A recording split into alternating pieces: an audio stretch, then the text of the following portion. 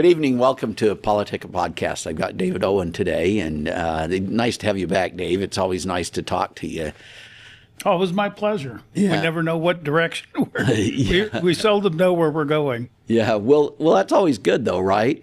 I know during the session you were really helpful with me. We talked a lot about this higher ed bill and this move back to traditional liberal arts education. Well, I appreciated it because I thought it was a great bill, and now I heard you got kudos to the last night of the session from Governor Cox. Yeah, it's kind of funny. He walks into he walks into the Senate, and he starts giving his speech, and he'll normally talk about bills that come up, but he started and he said the very best bill of the session was the Center for Civic Thought at Utah State University, basically my bill, and then he said, in fact, it's probably the best legislation in the whole country. Well, it might be, it could have that kind of lasting impact. And that's the reason I was glad you included me on some of the discussions and whatnot. And a shout out to your fine intern. Yeah. Oh, yeah. Jeter Rogers. Yeah. Jeter's probably the best guy I've ever had as an intern, honestly. And I've had some good interns. Yeah. But yeah, Jeter just had a way about him. And he was really part of the process on that. Yeah. And it was interesting to meet Dr. Klein. Yeah. From Harrison Utah Kleiner. State. Kleiner. Yeah. Yeah. That was interesting. And what I'm excited about it because in some ways I'm really black-pilled right now about where we are as a country. When you watch what's happening as Trump has, taken back the office of the president and the level of vitriol that is coming from the other side. And what it makes me think is that we almost don't even have a common language anymore. We don't have a common frame of reference. And frankly, I really think we don't. And I think your bill is an effort to at least kind of like go back to that neutral ground and be able to study these things, have some kind of a common foundation that everybody has. And that's what's been so lacking. And it was interesting to me to hear Dr. Kleiner talk about, because I've had 3 kids go through college, 2 of them here in the state, and how much attention do you pay? I know what it was like 100 years ago when I was there, but this, what does he call it? The dispersion? Distribution model. Distribution model, where it's like a smorgasbord from every department on campus, and it's entirely possible to fill the requirements for your general education and basically walk out the door knowing no more of value than you did when you walked in. And I think your bill is an effort to kind of like say, wait a minute, we can't correct that all in one swat, but let's get back to reading some of the foundational works and the foundational thought that built the country into what it is today. And 100 years ago, people had that common foundation. And I think, we've talked about it before. I don't know well, that it's not an accident that it's gone away. Well, you look at the great books coming out of Harvard, and all the Ivy League schools really started with that foundation, right? I mean, I still remember, my first copy of the Harvard Classics. And a lot of those books were included in that compilation of all those books, right? And there was a common set of ideas, and those are the ideas that really created the country. And I think there's going to be some grousing as this guy. And one of the great things that happened this year, in all honesty, was because we worked on this last year. Right. And it was an important bill then, and it got some, I felt like your colleagues were very respectful. They just said, hey, this is too much all at once. Go take this, work on it. And then for Utah State to come to you and to say, we are interested in this. And I believe his position, he's over the general education. Yeah. I mean, what's interesting with the history of it is that Harrison had actually read that bill that we did last year, the General Education Act, that Stanley Kurtz had developed, right, with his colleagues. And it was interesting how much of that was there, but Kleiner basically read that bill and he said, he went back to the administration. He said, hey, we need to do something about this. Well, in some ways, this is one of the fun bills of the session. Obviously, it was for us. But even beyond that, because this is what a lot of people don't understand. So much of what happens during that session is just mechanics. So many of those bills that you guys consider, it's funding, it's like reauthorizing, there's very little, a lot of stuff has to be done just because, you're a state, you have all these moving parts. And there are some things, and people hear the ones that become notorious. This is, that people get mad about, and we could name a few of those. But this is one where I think most people felt good about it. Well, with the exception, I'm not going to go back to committee, but right. there were, for the most part, I think people felt really good about what you were trying to accomplish. And it wasn't just routine.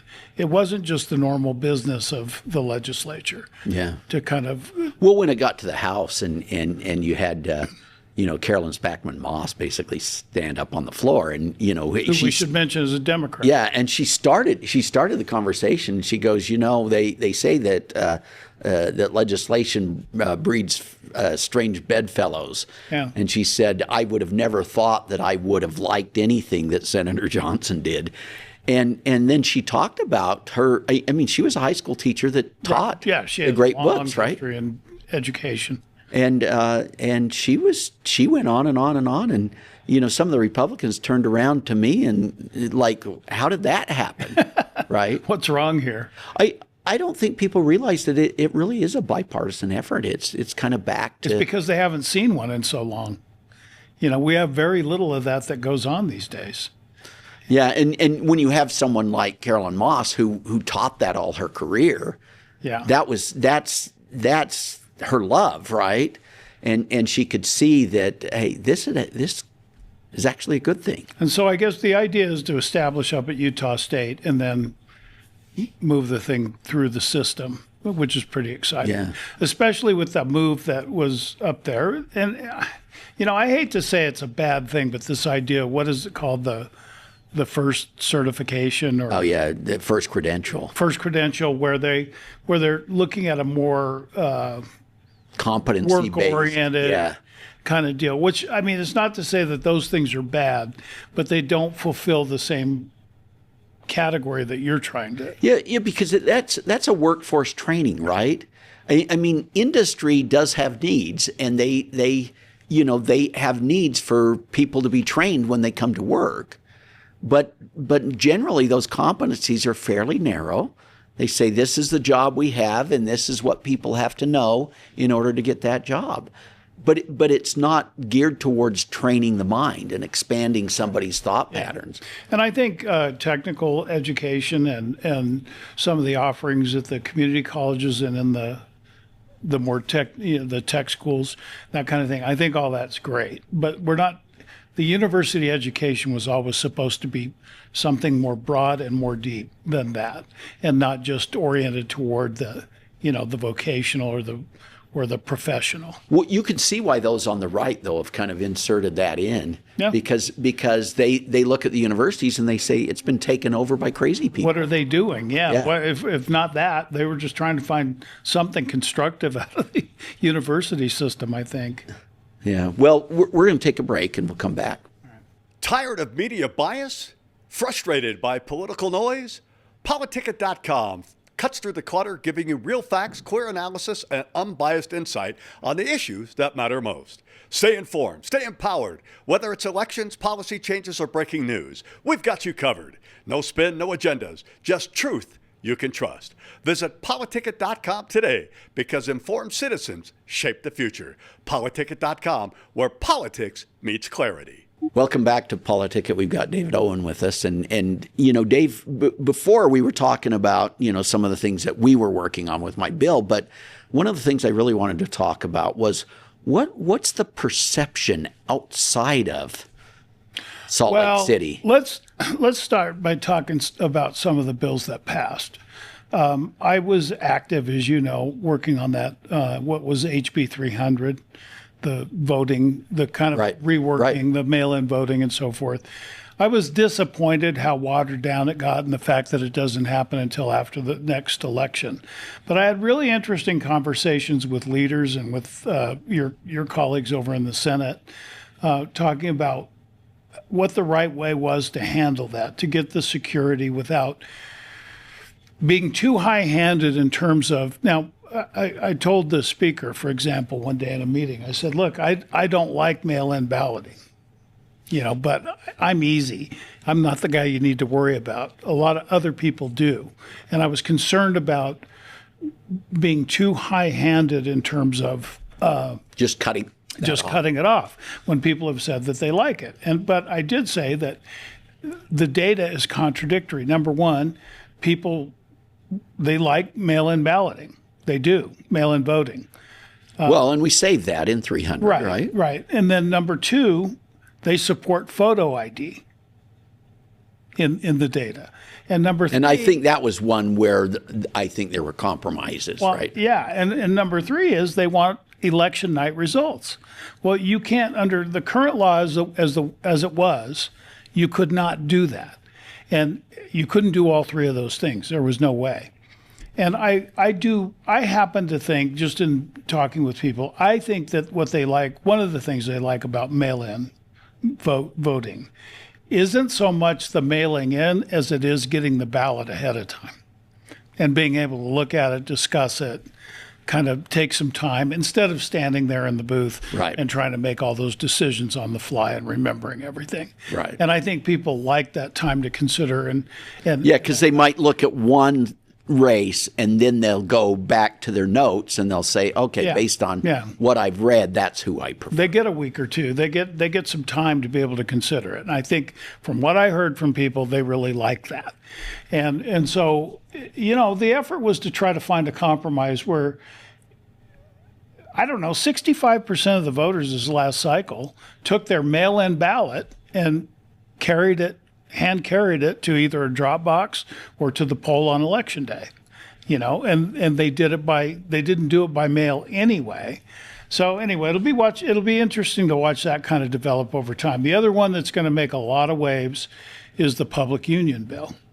How'd you feel about that from your perspective? Well, I was hoping that there would be some compromise reached because I think the teachers union wasn't willing to move much, but I think the firefighters unions and others And they kind of did compromise. Yeah, they did. Those guys. They kind of liked the compromise, and they were fine with it, but it was kind of hard to do it for one and not the other, right? Well, I told you that when we were just conversing in the last couple of days, that I'm nervous about coming on here and actually saying exactly what I believe about what's going on with the legislature, but I'm going to try to.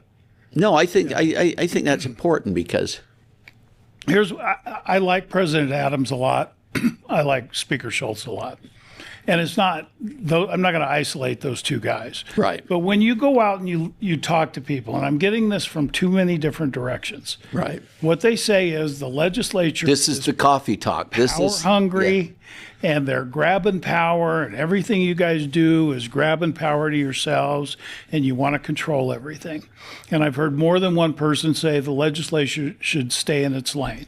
Now, the reason that concerns me is, number one, I support a representative Republican form of government. Right. I do. I think it's the right way to do it. Right. What I worry about is in this atmosphere of better boundaries, and when they tried to float the Amendment initiative. D, and they got shot down by the court. And I think, by the way, I think the court was way off base. And I've read those decisions, and I don't even know where they got them. I mean, it was to me ridiculous. But that's another issue. right. People, And there was quite a battle going on in the legislature there, which they finally reached a compromise. yeah, with With the Supreme Court. I think they need to change the way they select the Supreme Court. I think that. And I don't like do you like elected judges? Not really. I don't either. I haven't seen it. I haven't seen another state where it works particularly well. But I do think they need to be able to have more conservative options Right. when they're choosing. So We don't really have elected judges. We have appointed judges, and then we have a recall potential. Yeah. Right. So Right, they have right, to right. be recertified kind of by the public. But they're not elected per se. Right. So we've talked about this before, and the Better Boundaries people out there, which is an outside funded deal. You know, I hate to use the boogeyman, but it's Soros money, and if it's not that, I mean, it's that. Well, actually, what we're finding out with Doge is that it's a little bit of Soros's money and our money. USAID. It's probably USAID coming in but I looked at the Better Boundaries decision. I thought it was ridiculous, and I think we did cover this once before. Right.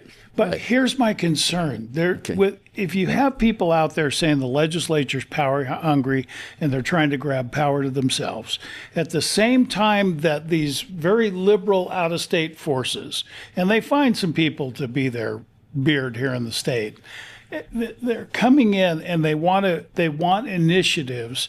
They basically want to govern Utah by initiative. Right. And being a native Californian. That's the way you have to go. If you're on the other side, that's the way you have to go after a Republican supermajority. Yeah. Right. That's exactly right.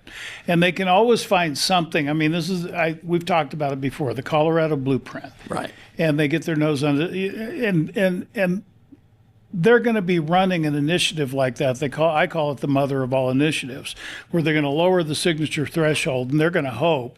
And what I worried about, and what I talked to you all and the some of your colleagues and certainly leadership, is you can't have that perception out there of a power-hungry legislature. I'm not even saying it's right. I mean, the legislature is the voice of the people, and it's supposed to be. But there's this perception, and it's being fed by people who they don't have Utah's best interests at heart. Well, and you know that the thing is, with the public, the perception is the reality. Right. And so you've got these two storm fronts coming together, and that's my concern coming out of the session. I mean, there were some good things, there were some things I disagreed. Why is that any different than any other session? Right. But what does concern me is this narrative out there in the public, and I've blind tested it with too many people to believe that it's just isolated and I'm just hearing one thing. And I think one thing that concerns me, and I would say this to your colleagues especially the leaders up there, do they always remember that everybody during that session, during those 45 days, everybody who talks to you wants something? Yeah. And so what are they going to tell you? Yeah, outside in the hall, there are people that want something. Everybody wants something. They're going to tell you what. And when you're in those leadership positions, everybody you talk to wants something from you. And I think they need to filter that. And begin to realize a friend of mine works for a very large corporation, and he's pretty high up in there. And he tells his colleagues, we live in a submarine.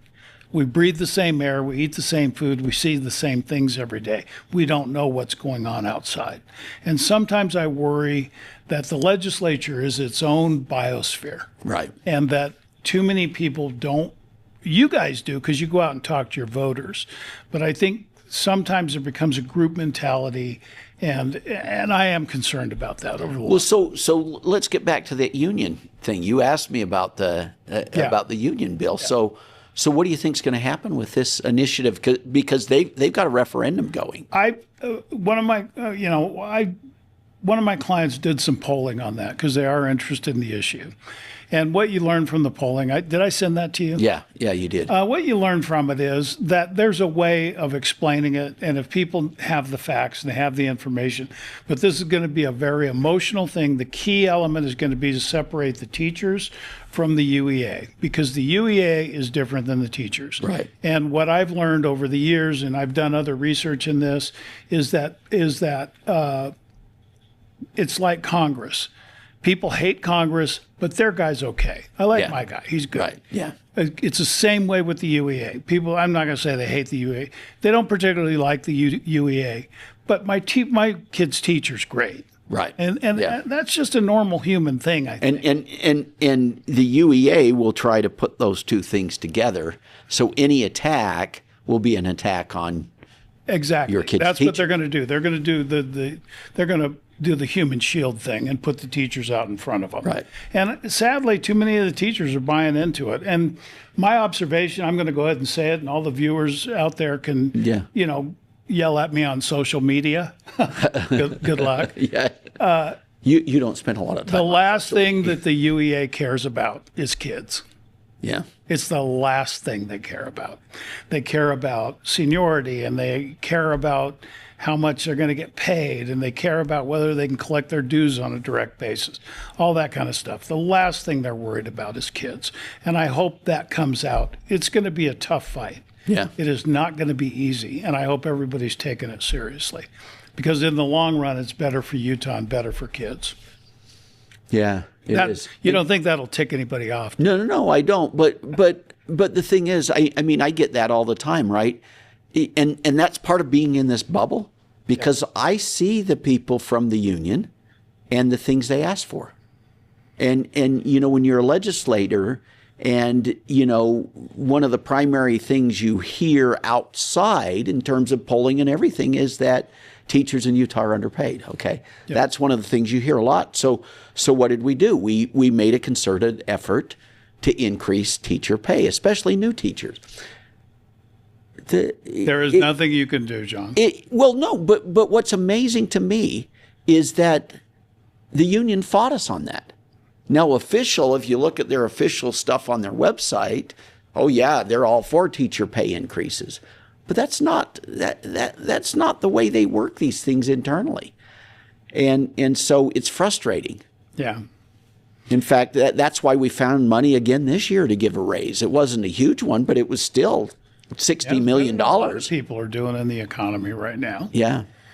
And I just hope that I have a bias against public employee unions. Yeah. I do. I do too. Teamsters, electricians, all that stuff, that's a different deal. Yeah. That's a different deal. But using taxpayer money to get more taxpayer money, I have a real problem. Yeah, because there's two alternatives. And this bill addresses some. Well, and there's two alternatives. That's the problem, is that if you're the local superintendent, you can always have a truth and taxation hearing and raise taxes. So that's one way of paying more money.